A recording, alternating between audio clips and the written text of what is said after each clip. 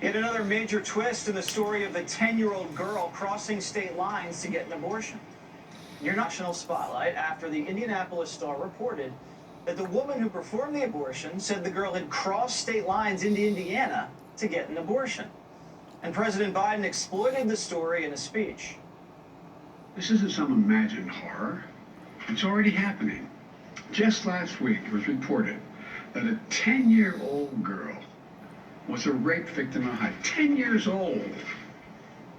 And she was forced to have to travel out of the state to Indiana to seek to terminate the presidency and maybe save her life.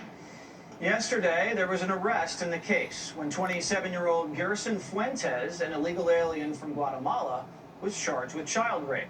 But the media reported it this way. Tonight, an Ohio man is under arrest, charged in the rape of a 10-year-old girl. Now a 27-year-old man is in custody, charged with raping a 10-year-old girl. An Ohio man has been charged with raping a 10-year-old girl. The entire media knew that Fuentes was an illegal immigrant, but chose to describe him as an Ohio man. Don't you think his immigration status is relevant? I do. He shouldn't have been in the country. And who knows how many other crimes he's been arrested for because he's been living in a sanctuary city. The Washington Post fact checker said you can't blame Biden for this mess since the illegal alien was here for 7 years. But who was in the White House 7 years ago? Oh, that was Barack Obama and Joe Biden. The media plays this game all the time. Last Christmas, after a black nationalist murdered 6 people at a Christmas parade in Wisconsin, CNN blamed the car for the massacre. It was not a self-driving car. The Ford Escape was not arrested for murder. And when Don Lemon follower Frank James shot up a subway car in Brooklyn, the media never reported the racist motivation for his attack. Isn't it interesting that the media spent an entire year attacking Donald Trump for saying this? They're not sending their best. They're not sending you. They're not sending you. They're sending people that have lots of problems. And they're bringing those problems with us. They're bringing drugs, they're bringing crime, they're rapists. And then when someone illegally crosses into our country and rapes someone, they have nothing to say. And the fact that this accused rapist was an illegal raises even more questions. After Fuentes was arraigned, Spanish language network Telemundo tracked down the girl's mom to find out what actually happened. Watch this. La niña vivía aquí también. Sí, pero ella está bien. Todo lo que están diciendo en contra de él es mentira. Wow. Ya. Y la niña, ¿usted es familiar de la niña? Es mi hija. La señora, quien se negó a dar su nombre y quien ocultó su rostro, asegura que ella no ha impuesto cargos en contra de Gerson Fuentes, de 27 años, quien está acusado de violación. So the mom's saying she didn't file charges, and it never happened, and that her daughter is fine. So the question is, do they have the right guy, or is the mother covering it up? And what's her immigration status? That we don't know. What also doesn't make any sense is, why is this 10-year-old girl, why did she even cross state lines for an abortion? When Ohio could have legally terminated the pregnancy due to a medical exception. She wasn't forced. She didn't ever need to go to Indiana.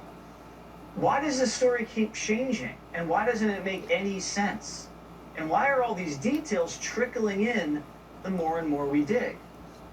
Ari Fleischer is a former White House press secretary and author of Suppression, Deception, Snobbery, and Bias. All right, Ari, I mean, you've seen this before in your day, the way these stories keep changing and things that are hidden from the headlines about the story.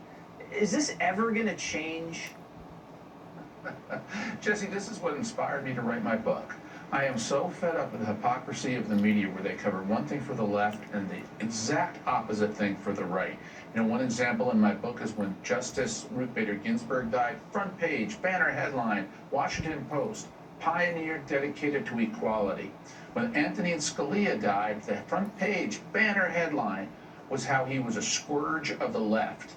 This is the problem with the media. They covered the same event from a totally different lens depending on whether it's the team they want to win or the team they want to lose. That's not objective, it's not journalism. The mainstream media often does not cover child rape.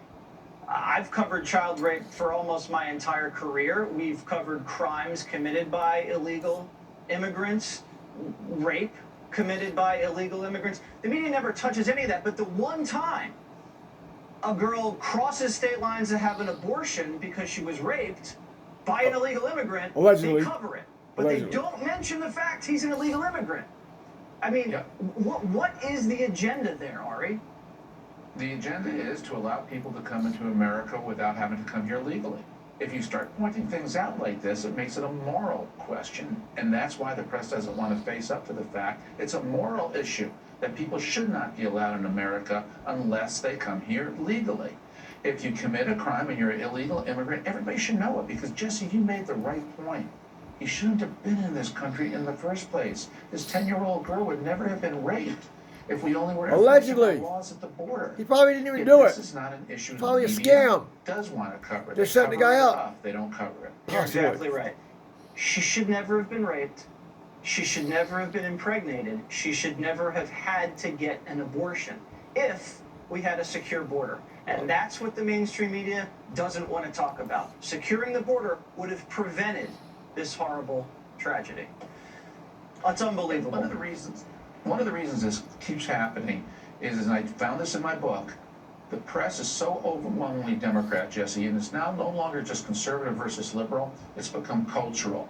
The only group of Americans who say the press understands them are college-educated Democrats. If you're a Democrat with a high school degree, you don't think the press understands you. Independents, college, high school, press doesn't understand you. Republicans, of course, press doesn't understand you. So the media today is college-educated Democratic voters who tell stories that relate to the lives only of fellow college-educated Democratic voters. And that snobbery is turning off a lot of Americans.